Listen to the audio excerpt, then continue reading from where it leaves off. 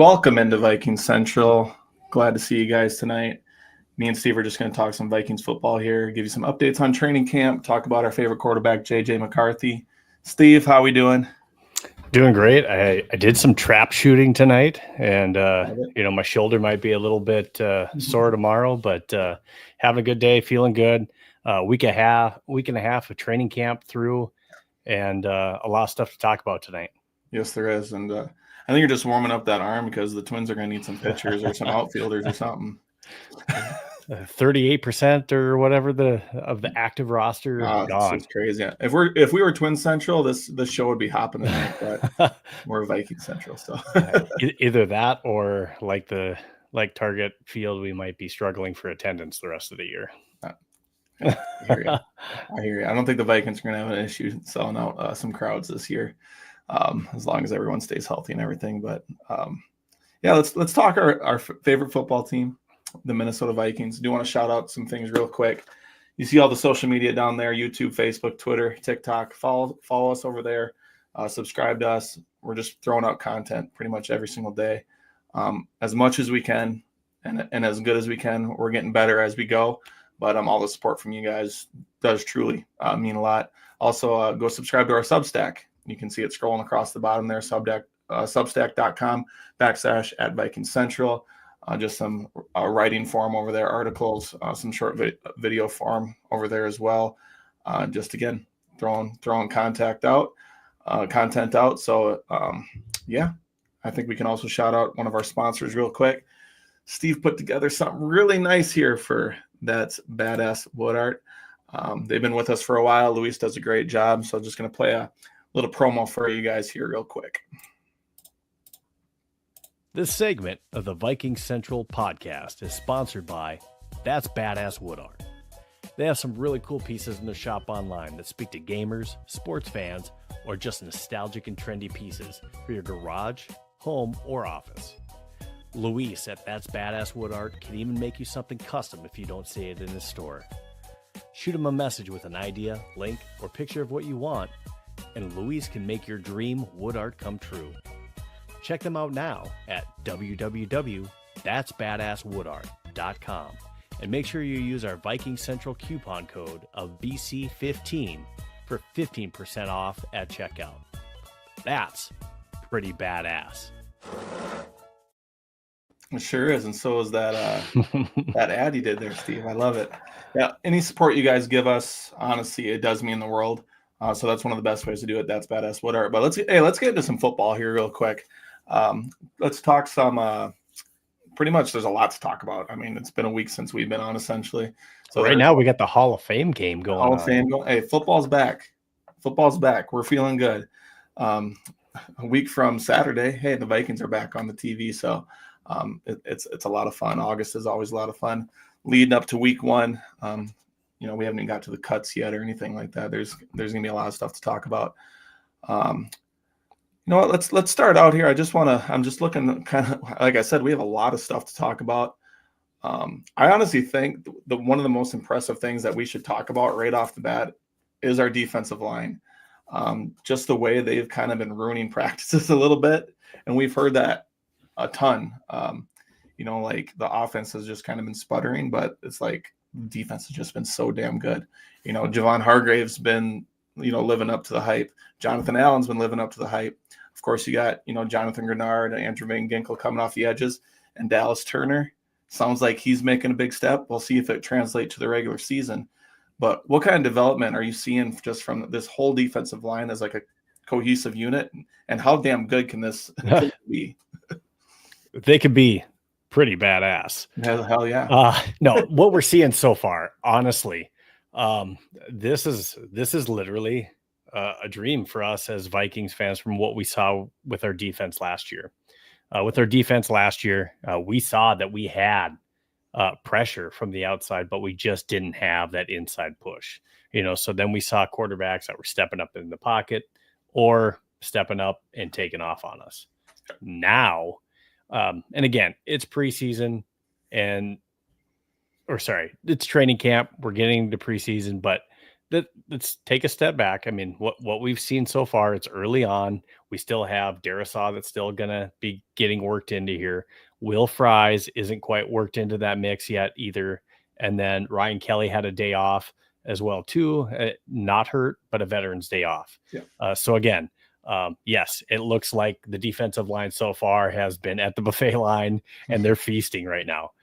They're creating all kinds of chaos on the inside, but that's what we want. And we should hear early on in training camp that the defense is winning the battles. And that's typically how it goes. The defense is usually ahead, and we have a rookie quarterback right now.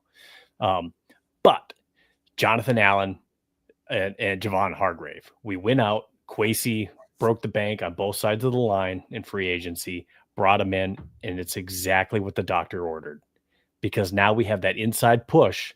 Yeah. And as those defensive tackles, that interior defensive line pushes in, it's going to force those quarterbacks right into our Van Ginkel, Jonathan Grenard sandwich. And don't forget Dallas Turner really turning heads right now at training camp. For sure. He looks like he's going to be a monster. Yeah, it's almost like a cheat code right now for Brian Flores at training camp, just kind of playing with it and learning what he can and can't do. And it sounds like he's going to be able to do a lot of like different variety of, you don't even have to send the blitz as much as he can. It sounds like he's still been very aggressive with sending the blitz, and I don't think that's going to stop. But like, say he doesn't want to send the blitz, you can still get pressure on the quarterback because you are getting that interior push, like you said, from those guys. And then that's not even talking about Harrison Phillips yet.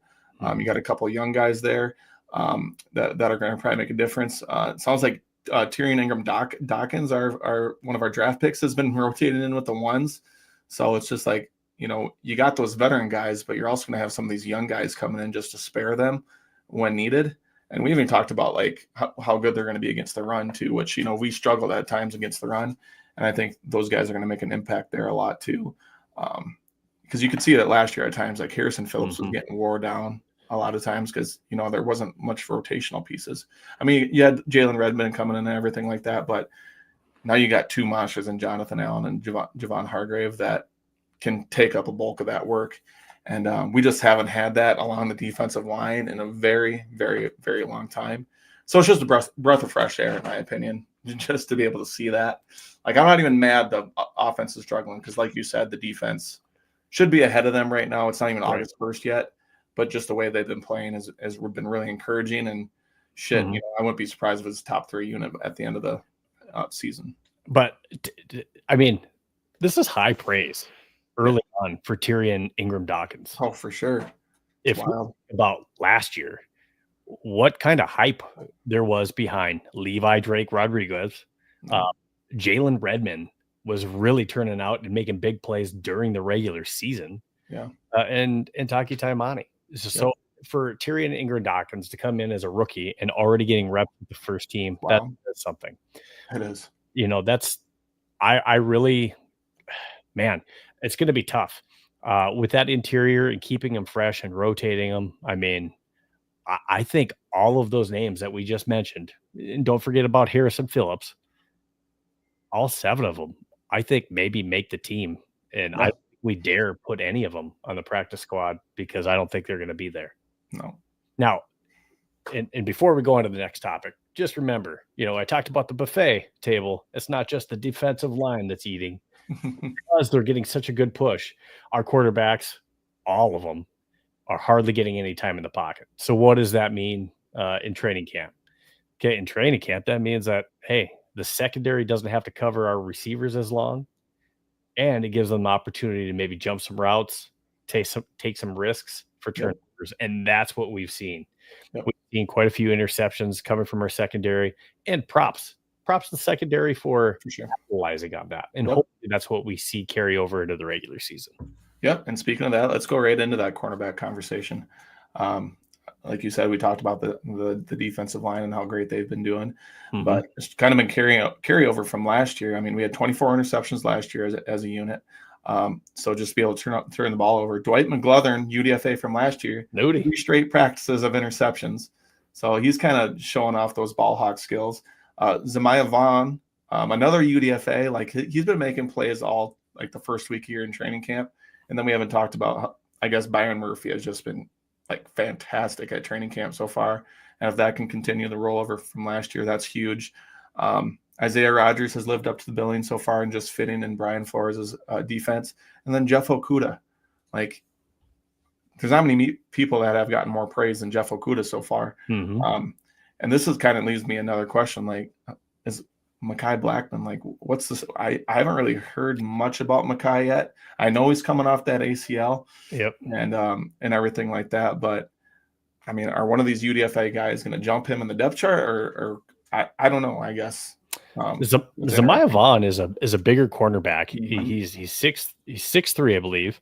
Yep. And when you watch him out there, so he is quick too. I mean, he's not a slow, lanky corner. He's got size, but he's got the speed to go with it. And when you see him in practice and some of the clips that we're seeing coming from training camp, he looks good and he's making noise. And I really think he's got a chance as an undrafted rookie to make this team. And I really, like, if I had to make my 53 now, I mean, he might get on there.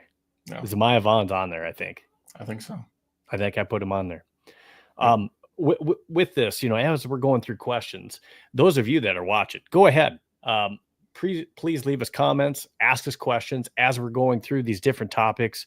If you have questions on here, leave them on X, Facebook, or YouTube. We'll be sure to look through the comments. If you got a good question or something you want to shout out, we'll be sure to touch on that as well. But getting back to that secondary, man, Nudie making plays, Yep. Zamiah Vaughn, big names that we're hearing out there. And like you said, Byron Murphy Jr. So, Yeah. And we can't forget about that secondary. I mean, Josh Metellus and Harrison Smith are going to do their things, but I mean, Jay Ward and Theo Jackson are back there making plays. And then nothing makes me happier after losing Cam buying them to hear that Theo Jackson, he's doing well. He's not blowing coverages. He's making plays. We're a ball hawking secondary right now with what our front seven's doing. It's wild. If those two things like stay true to what we've seen so far in the first week, that defense is going to be so good. Again, with the pressure up from the front seven, and then just have those ball hawking players in the secondary back there. And I'm happy for Jay Ward too. He kind of had a rocky start to his rookie season and everything like that. But this coaching staff has stayed so high on Jay Ward, like we're just waiting to see it. So maybe is this his breakout coming to be able to crack the rotation and get some defensive snaps? I think it maybe is.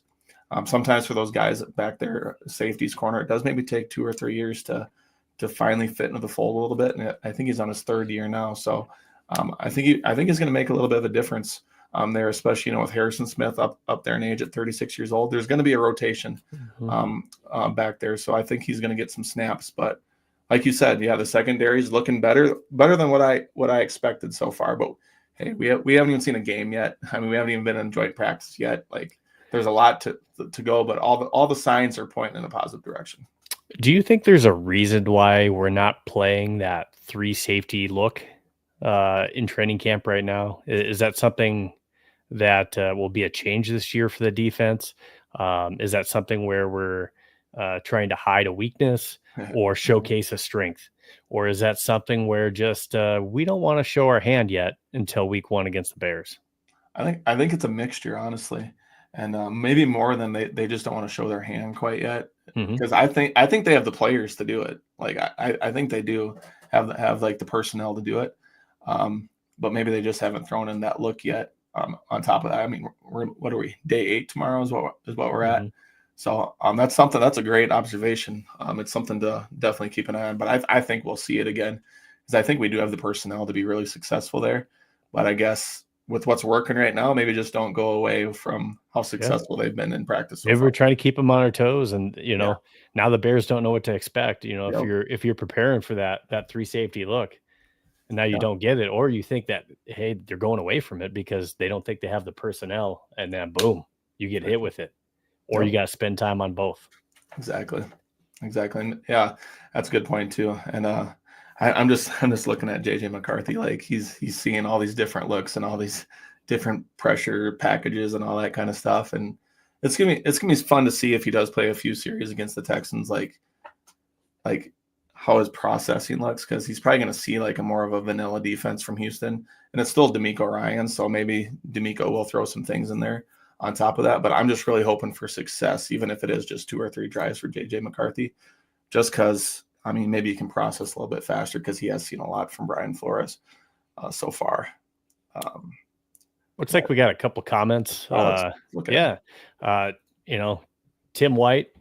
He says practicing against Flores is like taking the test every single day. Yep. And it is, because he's going to test you. He's going to test you. He's going to find your weakness, yep. And this defense is, it's better than it was last year. For sure. And it was already an unpredictable defense last year in the top 5 defense. So I expect us to at least be that top 5 again this year. But it's different because we're going to test people inside. And just like our quarterbacks don't have much time in the pocket during training camp, I don't expect other teams around the league to come into US Bank and expect that they're going to have a whole lot of time back there. That's a great thing for us. And we haven't even mentioned like the way like our linebackers can get after the quarterback too, like Blake Cashman, Ivan Pace Jr., Kobe King's really good at getting in the backfield as a rookie. I don't know how much he's going to play, but our linebackers can get up there too, and just disrupt it in that facet too. So it's just all these different multiple ways that we're able to pick you apart on the defensive side. I think, I don't know if it's a hot take, I think this is going to be our best defense since 2017 when we went to the NFC Championship. I don't know what your opinion on that is, but I think it's our best defense in almost a decade. On paper, it's definitely one of the best that we've put together. We got to see it. It's early training camp. We just got pads on, and we were in shorts here again the other day, and now we're going back into pads. We definitely got to see some more. We got another question in here too, or at least a comment. School state of mind. Don't think we have the talent for it no more. That regarding the safeties, or maybe for that 3 safety look is maybe what he's alluring to, but I don't think that's the case. And again, it was harder to cover the secondary last year because we weren't getting the pressure inside. Yeah. So again, we have that inside push. We have great, I would say, close to elite defensive edge pressure with Van Gink and Grenard and Dallas Turner in that mix and keeping them fresh. Yeah. And then you just add in the push that we're going to have in the middle.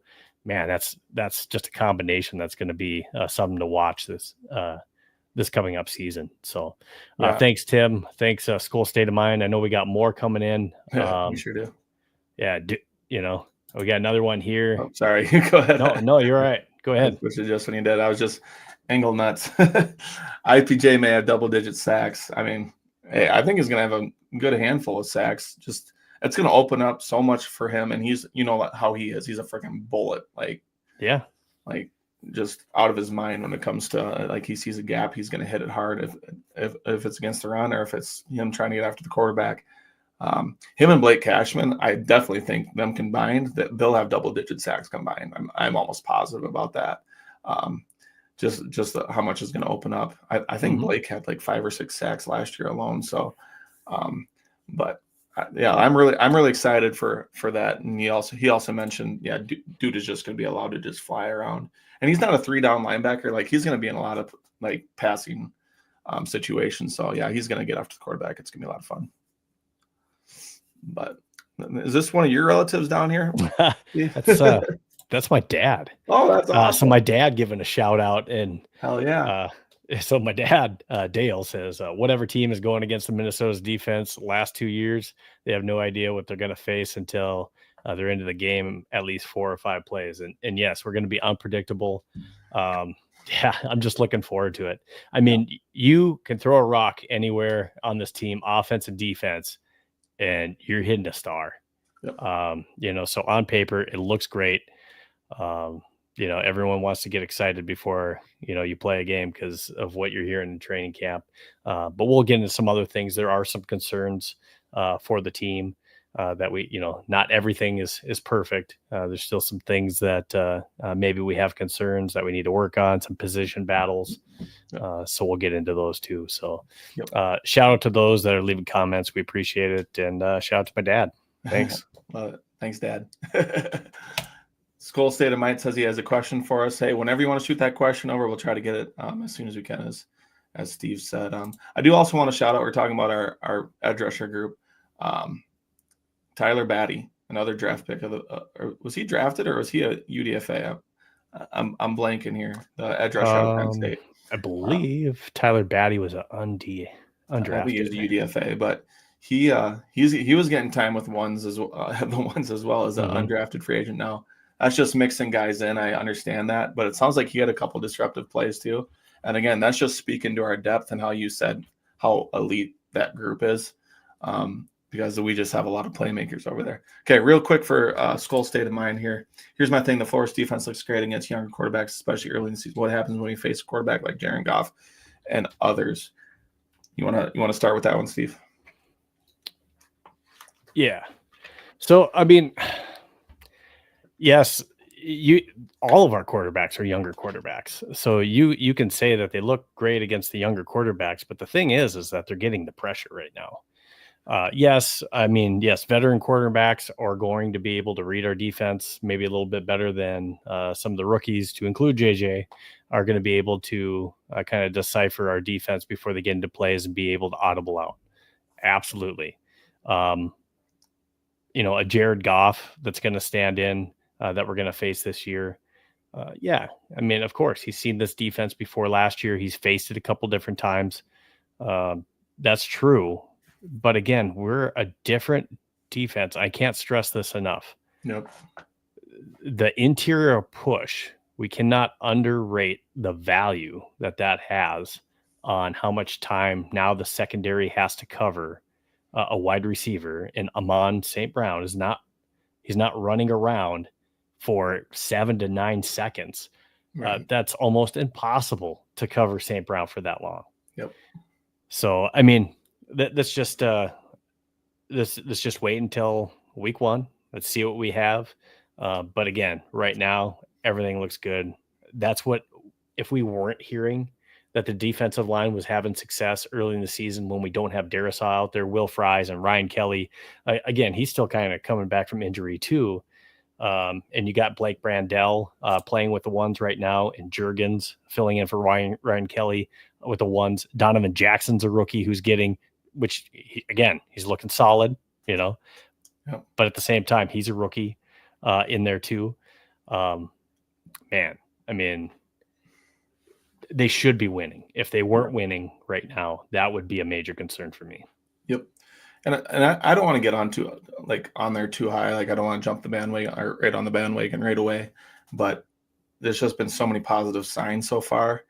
And just the pure dominance we've seen is really telling, I think. And like you said, they should be ahead of the offense and everything like that. But again, comparing it to last year, our personnel is way different. Like, I feel like Brian Flores, this is like it was his year to get exactly. They had the cap space to get the players they wanted, and they did it. And I think they nailed a couple draft picks as well, and just added to that defensive line, because the defensive line was the issue. We continue to talk about interior pressure. We're going to be able to get that this year, and we haven't had that in a Brian Flores type defense yet. But again, I do see some more comments coming in, but we're gonna keep hitting some talking points here, and we'll circle back around. Let's talk about our special teams unit real quick, and then we'll probably get into your guys' favorite quarterback, JJ McCarthy. Let's just talk about our special teams. The curious case of Will Reichard and the special teams. We shout out Will Reichard there on purpose because he's been a little shaky right off the bat. I think he was 4 or 6 one of those days, and then he was 5 or 7 the other day. It's not horrible, and we're not panicking or anything like that, but and we attributed his end of the year struggles last year to maybe the groin injury that he had that he missed a handful of games from. But we can kind of continue to see that in training camp now. We just don't want it to become a theme. What's your take on where Will Reichard in the kicking group is, Steve? early last year, Will Reichard could do no wrong. Will the Thrill, and he wasn't going to cut his hair, and we were all having fun with that. But after the injury, and when he came back, just not quite as strong and as consistent as he was earlier in the season. And I don't know if it's time to panic yet with Will. We have the confidence in him. We didn't bring any competition in on Will Reichard, but he's 10 of 13 right now in training camp in those situational kick situations. So he's only missed 3. Yeah. But again, that's, and maybe some of this could be because he set such a high bar early on in training camp last year and through the season. So that could be why we have such a high bar for him. For sure. Taking a look at, who we have back there is punter with Ryan Wright. I struggle with this. We brought in competition from Australia. We brought in another punter to really compete with him, Oscar Chapman. And Oscar Chapman and him have really been going head to head. And I've been seeing reports and hearing things that you can't count Oscar Chapman out of this because he is punting the ball really well. Yeah. And he actually held for some field goal tries for Will Reichard as well too in training camp, which that's very interesting as well. Yep. And Ryan Wright over the last couple of years, this is my biggest gripe with Ryan. Now he's got a leg on him, but he cannot pin a team inside the 20 or inside the 10. How many times have we seen that kick go out into the end zone and now they're starting at the 20 when it should have been, at least get them pinned, around the 10. Yeah. Don't give them the 20. Yep.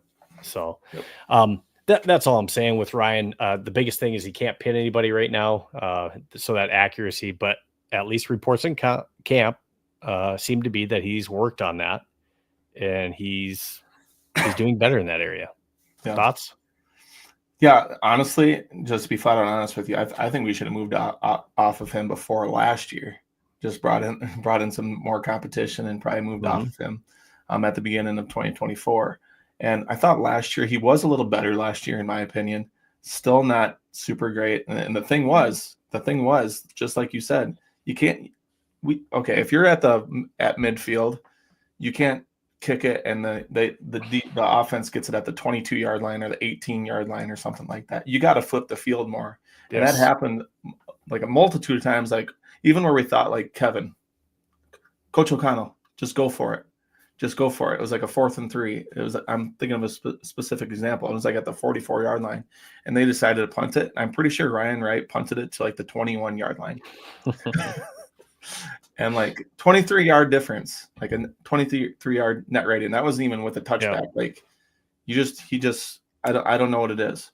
He's not impacting the game like he should be able to, at least. And I'm not saying never kick, but if you're punting 5-6 times a game, and hopefully we're not doing it that much, but 2 or 3 of them, you should be able to, hey, that's a decent pin job. The least we ask is just to flip the field a little bit. Absolutely. That's all we're asking. And if you can't do that, I mean, we got to find someone who can, because the net rating on some of those punts has just not been good. The net yardage. But it's interesting. Oscar Chapman could come in and win it. Who knows? Like you said, he's holding field goals. Obviously, they're trying to get some continuity with Will Reichard and him there. So, but that's another battle that we haven't really heard much about. But honestly, it could come down to it, even if it is in a preseason game where maybe Chapman does pin him inside the 10 or something like that a couple times, and that maybe sways Kevin O'Connell a little bit. But let's talk some return man stuff. So Ty Chandler was the kick returner last year. Brandon Powell, the punt returner. Brandon Powell no longer here.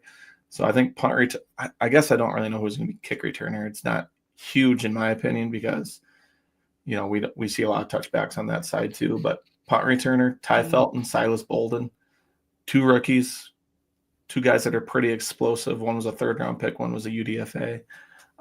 Which guy do you think is kind of leading the pack there. And which one do you think can truly be a real difference maker back there? So when I take a look at who we have with kick returners, it really kind of comes down to this: who are we going to keep in our wide receiver group on our 53-man roster, and who's going to be left out to the cold? That's a good point. Yep. When I take a look at Rondale Moore, there's a lot of hope. There's a lot of just maybe glimpses what we saw in that Vikings versus Arizona game that what could be.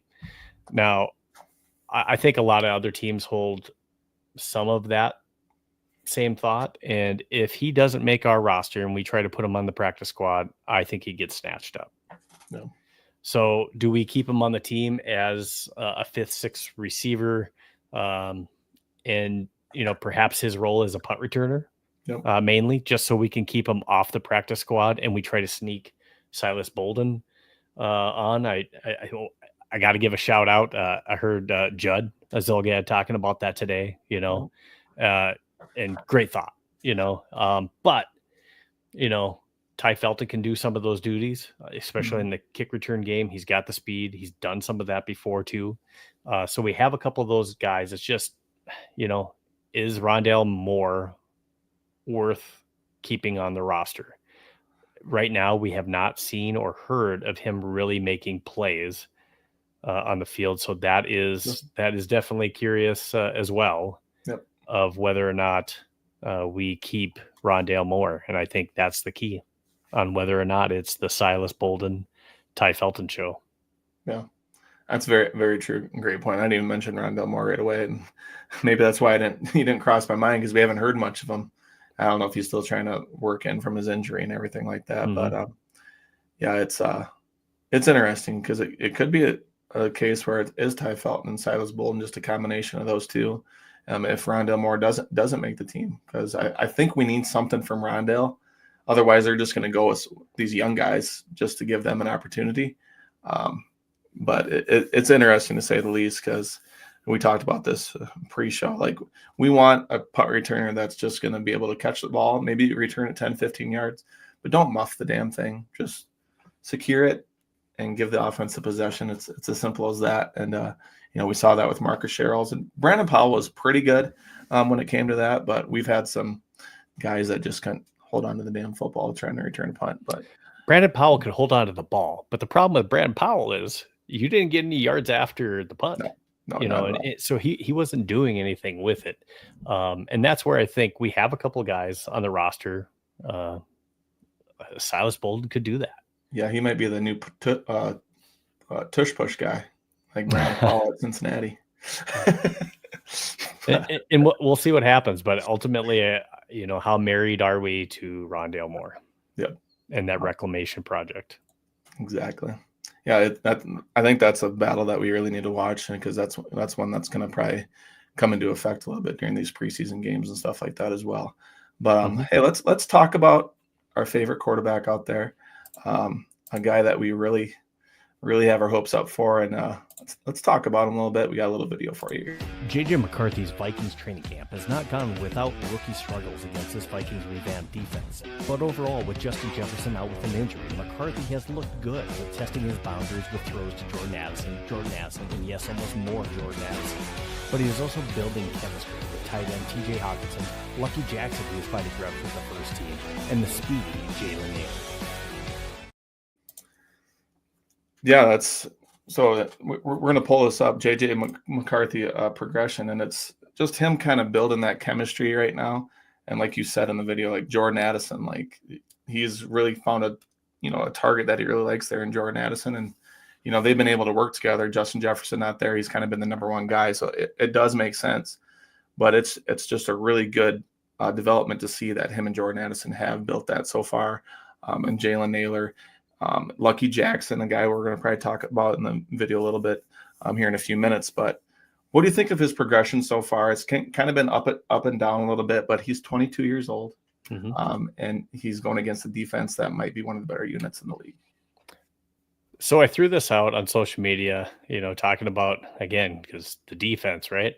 Yep. The defense isn't exactly giving our quarterbacks opportunities to step up in the pocket and really, that pocket's not really developing very long. So they got to get rid of the ball early.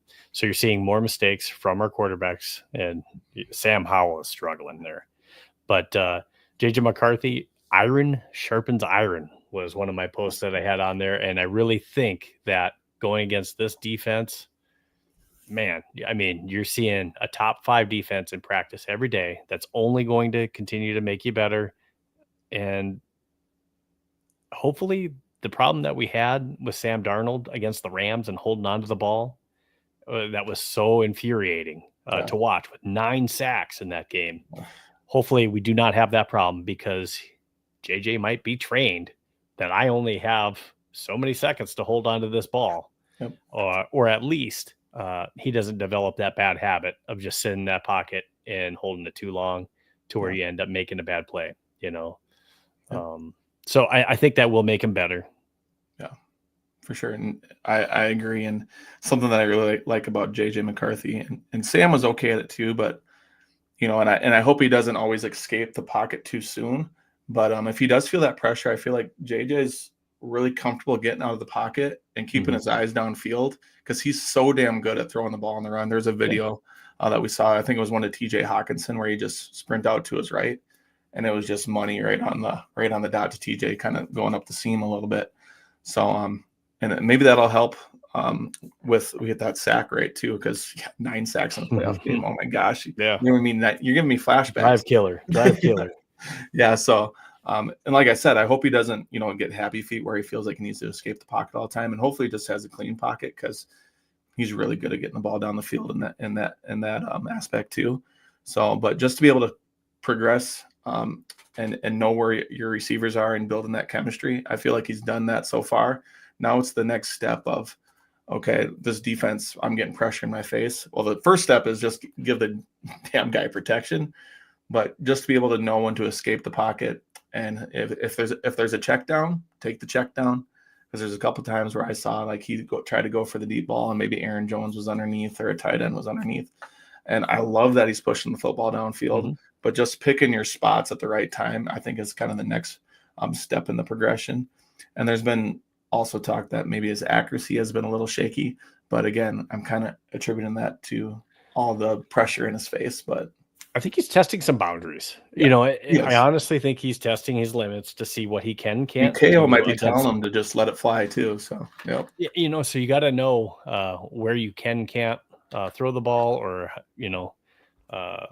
hey, I know I can't make that throw in this position, or hey, these NFL corners can get there. Yeah. So I think he's really testing out some things, and I think every quarterback does that to see what they can and can't do at times. That'd be terrible if they didn't do that. So testing limits, getting better, and I think that's a great thing. JJ, he's injured right now, so you're seeing. But even before Justin Jefferson got hurt, JJ McCarthy, like, we kept seeing clip after clip of Jordan Addison. So that 3-game suspension that we're thinking is going to happen from the NFL because of that wet and reckless charge, we're still waiting on it. Man, that's going to make a big impact, because the kind of chemistry he's developed, and Jordan Addison just looks like, he could rip off a great year this year. He could. But I mean, we are seeing them develop a chemistry, and something that's surprising with, maybe a JJ injury, a Justin Jefferson injury, or a Jordan Addison suspension, is the development and the appearance on the radar of Lucky. Yeah. Yep. 100%. And I mean, we can talk about Lucky too. We kind of been talking about the wide receivers anyway, so we can kind of go into their Justin Jefferson injured. I've been kind of hearing, and I don't know, there's kind of been some reports too that next week's probably going to be the week that he's back. And that's good to hear. It's not like he's going to play any preseason games. He's probably going to get some time with the joint practices. And then we've also talked about Jordan Addison and how important that's been for JJ McCarthy just to develop the chemistry there. But Lucky Jackson's been a guy who's made some plays. We saw the sideline touchdown where Theo Jackson, talked about him earlier, almost came down with the pick. It took some good arm strength from McCarthy. I mean, it might be a pick 7 out of 10 times, but that's that comes back to, hey, just let it rip, JJ. Let's see what you got. See if you can get it there, and he did. And Jackson made a great play, great concentration, and he might be a guy if Addison gets suspended, a guy that we haven't really talked about because we thought maybe a Rondale Moore, maybe a Ty Felt was going to come in to kind of replace, be that third guy while Addison's out. It might be Lucky Jackson. I mean, he's been in the system the longest, and he's obviously got a chemistry with JJ.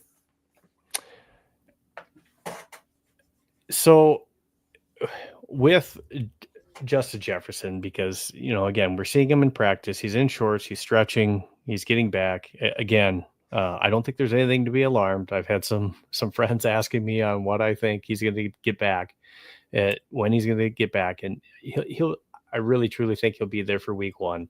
I can't say that there's nothing to be concerned about because, he's had hamstring injuries in the past, albeit the other leg. But at least it's a mild injury. I think they caught it early from all reports that I'm hearing. So he should be back for week 1. And hopefully it's just Jordan Addison that we're missing in week 1.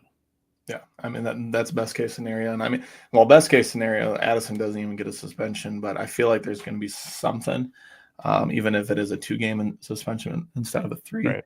But it's probably going to be just one guy missing for the first couple games.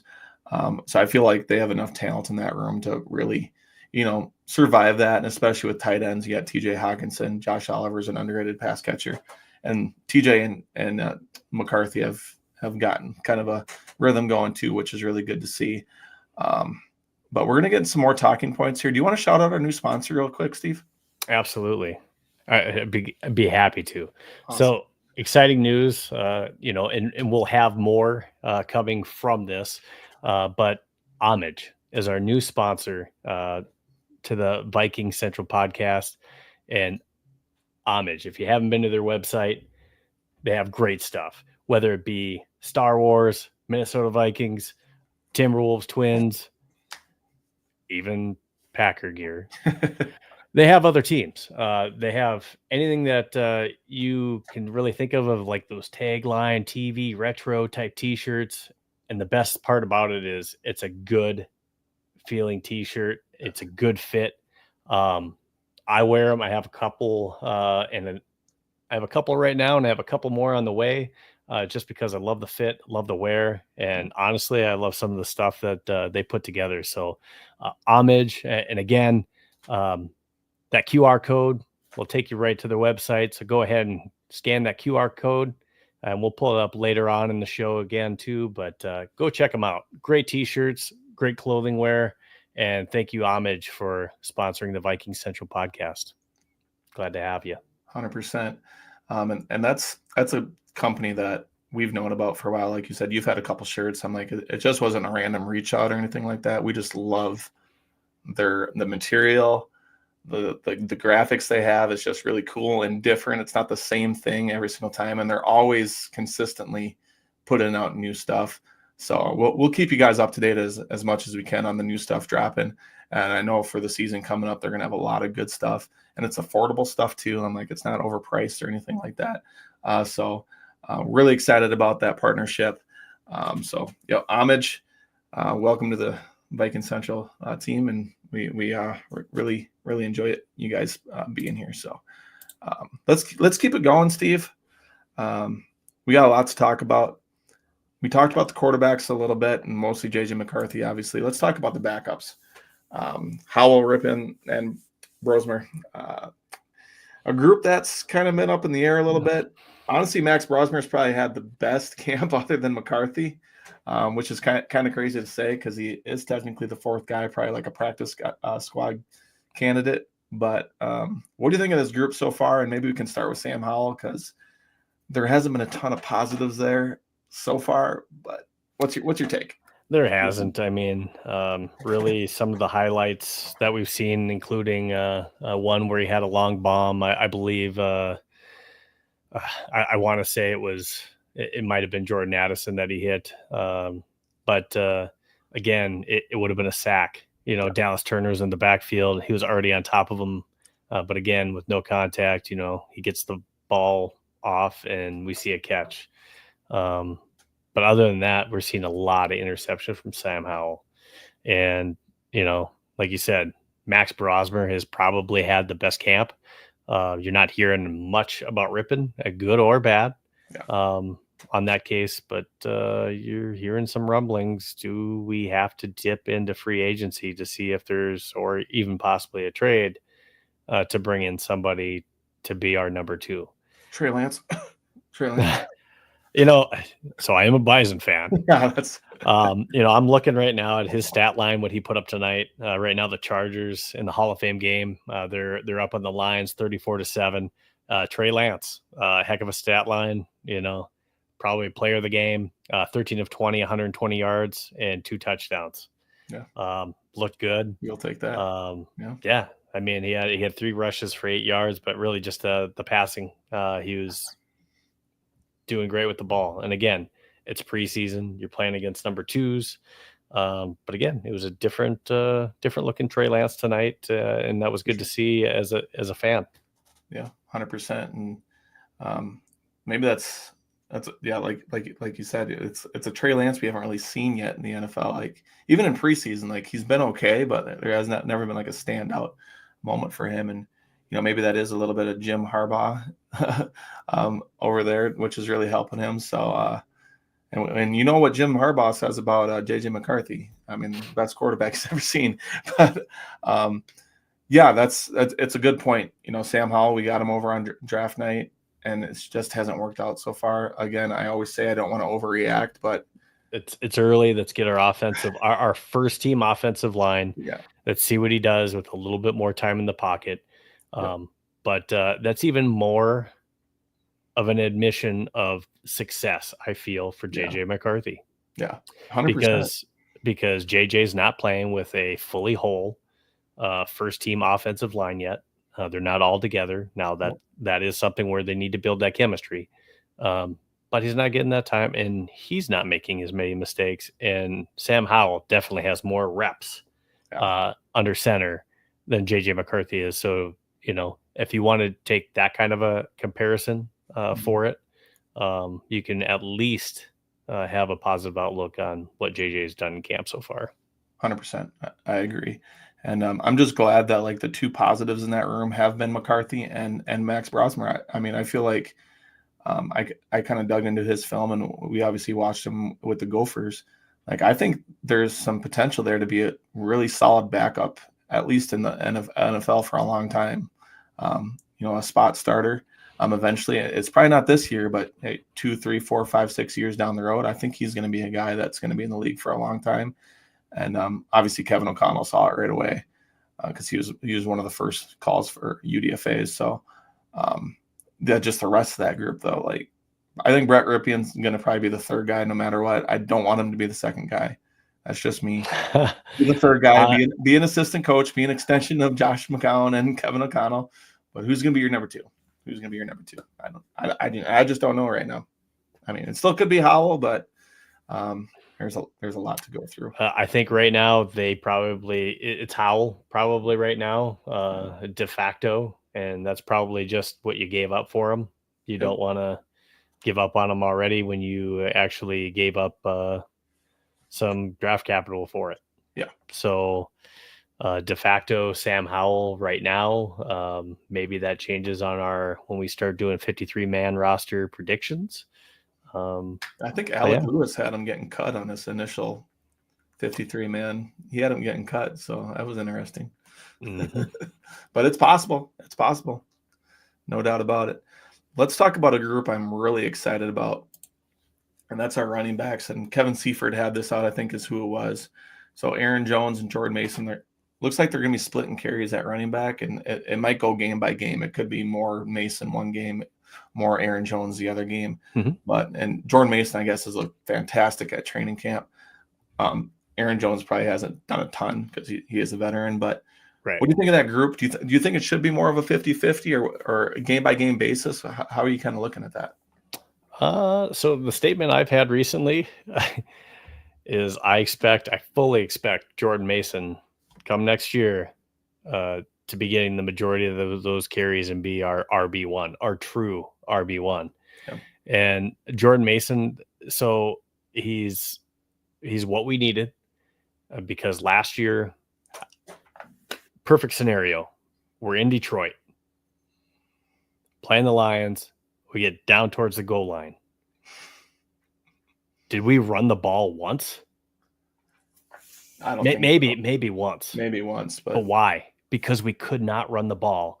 And no confidence, goal line situations or short yardage, we did not have, whether you want to say the offensive line push or just the running back combo to do it. Yeah. We did not have it. That's what Jordan Mason brings. Yeah. He's going to give us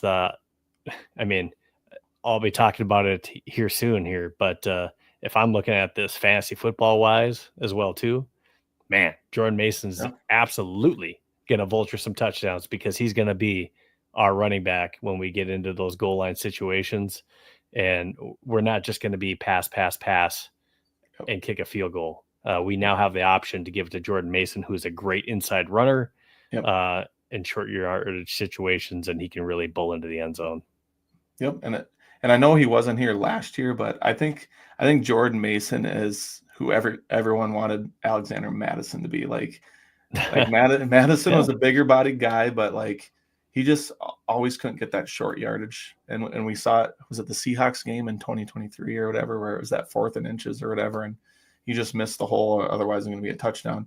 But Mason has the vision, he's got the power, he's got the elusiveness, like he's a total package. And they've been saying a very underrated aspect is him catching the football too. So and this isn't meant to be a slight at Aaron Jones. Aaron Jones is still a really he's a really good running back. Yep. But it's a great 1-2 combo. Mm-hmm. It really is, because Aaron Jones still a very good runner out of the backfield, and he's going to be our pass catching third down back. Unless we're in those short yardage situations where you might see a little bit more Jordan Mason, but absolutely, I like splitting carries. It keeps Aaron Jones fresh, keeps Jordan Mason fresh. I definitely like it. I think the big question is going to be who makes it between Xavier Scott and Ty Chandler. That's a great question. That's another bad one. Running back number 3, and I could honestly see them going Scott because they haven't. I mean, Chandler's gotten some touches, he's gotten some playing time, but they've never been fully able to like invest the confidence that they need in a running back 3, especially when Aaron Jones might miss 2-3 games here or there. And that's why I kind of brought up the Zach Moss when he got released, but it sounds like he has like a neck issue that probably will either affect his market or maybe even his playing career. Hopefully not, because he was really solid with Indianapolis and when he was healthy in Buffalo, where he started his career. But yeah, that running back 3 spot is very interesting. I can't wait to see Xavier Scott play in the preseason. I think he might light it up a little bit. He's a really good back. So I'm looking forward to that. But Aaron Jones and Jordan Mason are going to be the 2 main bell cows, and man, I'm really looking forward to it. I think they're going to be awesome. So this might be a good time to bring it up. We've talked about a new fantasy football show that's going to be powered by Vikings Central. Is this a good time to bring that up? Love it. Go for it. All right. I'm excited too. So one thing I want to go ahead and bring up on the screen. Here's our teaser. It's called the Fantasy 15. So I'm excited to bring you the very first episode. It'll be on Wednesdays in August. Right now we're eyeing mid-August, trying to find different guests to be on the show. But again, it's going to be Wednesday shows. We're going to have trade mailbags.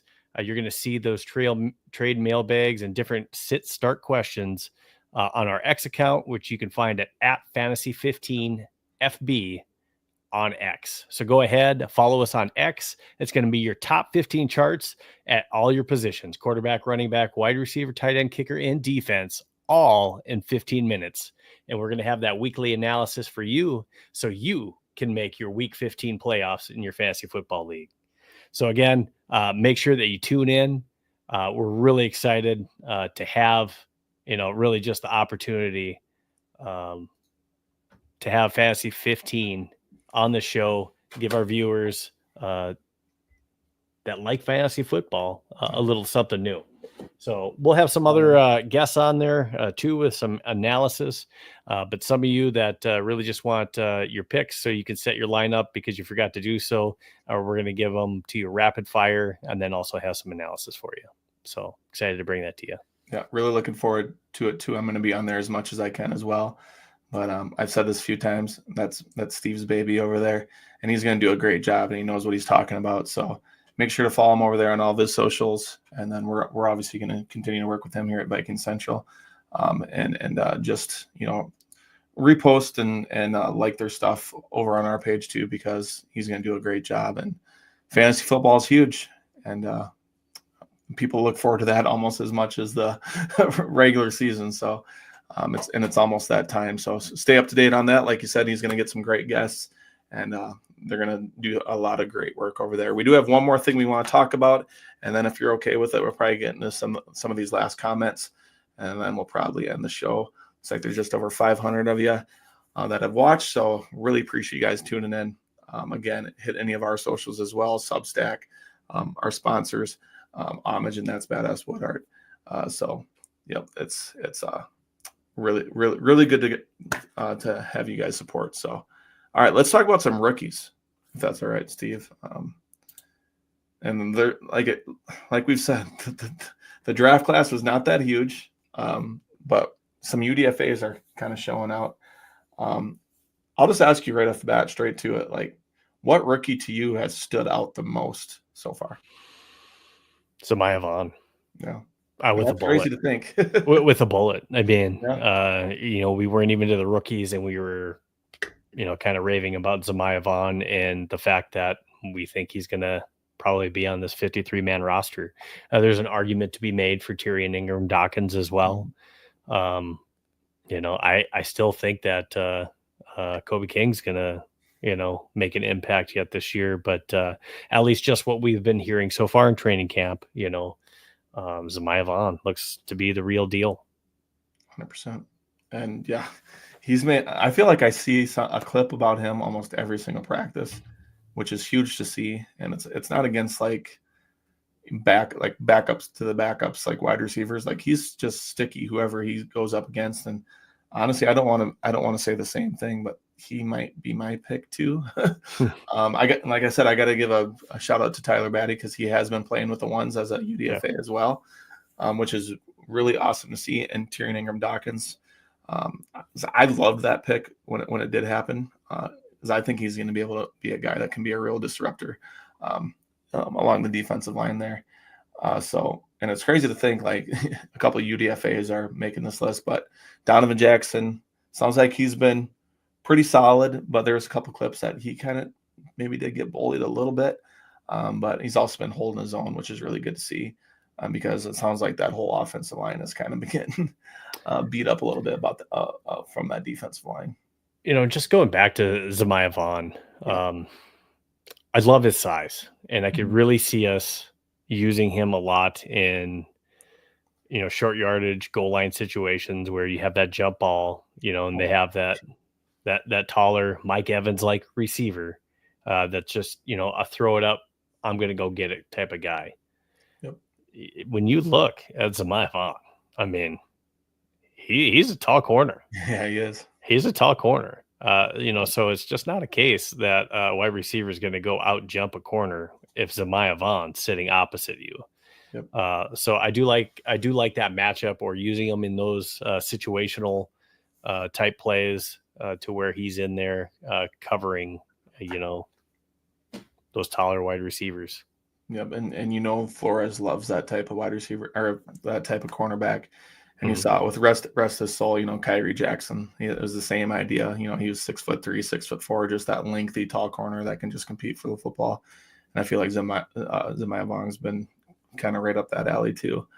But yeah, it's a couple UDFAs that have really stood out, which is really excited to see. And we're going to see a lot more of them through training camp and the preseason. If you're good with it, Steve, let's just hammer out some of these last comments that we haven't got to. Let's see here. I'll write it down from Dave. JJ will throw for at least a 3-1 TD to interception ratio at minimum. I think I'd take it. Safe to say. Yeah. If that happens, we're in the playoffs. Yep. If he's throwing 3-1 touchdown ratio, man, we're scary. We Yeah. are scary. 27 touchdowns, 9 interceptions. I mean, I'd take that all day for a first-year starter. I mean, Absolutely. 100%. If he plays Yeah, and like if he that, can do that, yep.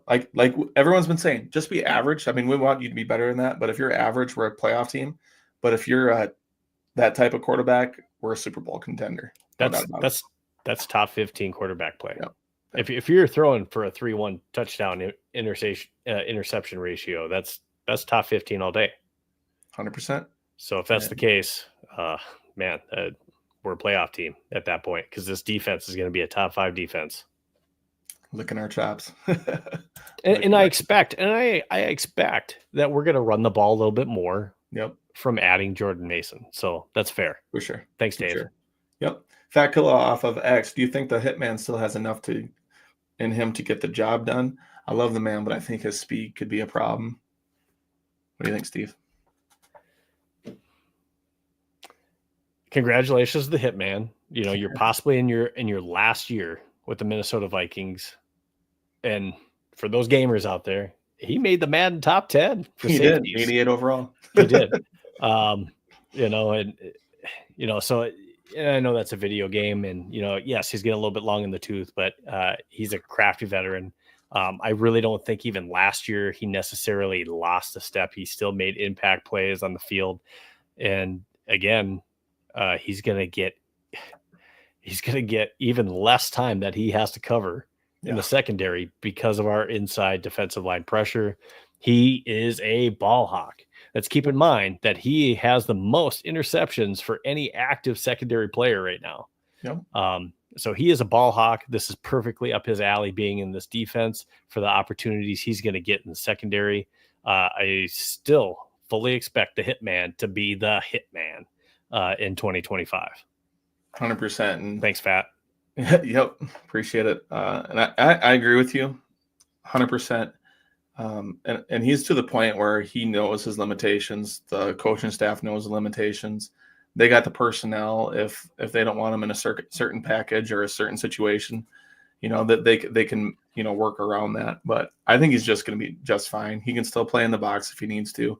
He's always going to be good at run support. And again, being a ball hawk, he's going to be there. He's going to be in the right spot. The dude he's going to be a coach one day if he wants to, because he's got what it takes. Absolutely. He's got everything on the mental side of the game. He just knows the ins and outs of pretty much everything. And he's seen every single type of offense, every single type of wide receiver. So I think he's going to be okay for what he's asked to do, for sure. I'm just seeing if we have anything else here. That looks like our last one. If you think back to the Spielman-Zimmer days and think of the lack of roster depth back then and look at the depth we have now at almost every position, hashtag blessed. Prayer hands. You're not wrong. You're not wrong. It's going to be a tough 53. I mean, every cut, I think is going to be difficult because we do have some spots where we do not want to let somebody snipe us off the practice squad this year. And that really, truly is a problem this year that we are going to have, where there are going to be some individuals cut that I'm sure there is going to be a little bit of consternation. But you have to keep in mind, there's going to be a couple spots where we have to be heavy. And I think that is defensive line for sure, being one, and secondary, that battle. And then the last one is wide receiver. We probably, especially with the Jordan Addison suspension, I'm almost positive that we are keeping at least 6 wide receivers going into our 53-man roster. So there's going to be some tough cuts that are had. I think we're only keeping 2 quarterbacks. Yeah, I mean, that'll be a future show getting down to our 53, but there's going to be some heartache. There's going to be some tears. There's going to be some individuals that were like, oh, they didn't make the team. And then we're going to be even more upset when they're not on our practice squad because they got sniped by another team because they are talented. Yep. It's a 53-man roster, but honestly, this year there's probably 60 to 65 guys that probably should have or deserve to make the 53-man roster. And it's going to be interesting. Yeah. Who's going to be on the practice squad? Who's going to get sniped? It's going to be it's going to be pretty intense, more than it has been in years past. And there might be some surprise cuts that we don't expect. And that'll be another episode. Probably we'll talk, who's kind of on the watch here, if that's what you want to say, to maybe be a surprise cut, because there could be someone that does, get released that we're not expecting. It happens every single year, and you just get kind of blindsided by it. But that's the business. So, anything else you want to add? It looks like we kind of went through the comments here a little bit. Great show. We're just pushing over an hour here, but we had a lot to get through. And as if there's anything else, Steve, you want to hammer up at before we get out of here? Yeah, I think the big thing is exciting things coming up with us for Viking Central, because we're continuing to add more and more content for you, such as our articles on Substack, which are a great read. Right now, a lot of those articles are free for you guys to go out there and read, and they're great insight into what's happening every day out at training camp. We're doing training camp rewinds for the week. Stay tuned for another one that's going to come here at the end of week 2. At the same time, with everything that we're doing with our content, with our articles, you also got to look at, we're putting out content through TikTok. We're also going to be having, with your preseason and your regular season games, pre-game analysis for every game. And we're also looking to try to give you the post-game analysis. So as far as the format for that and the time, we're still working on that. But those are exciting things. And then, of course, we talked about it tonight.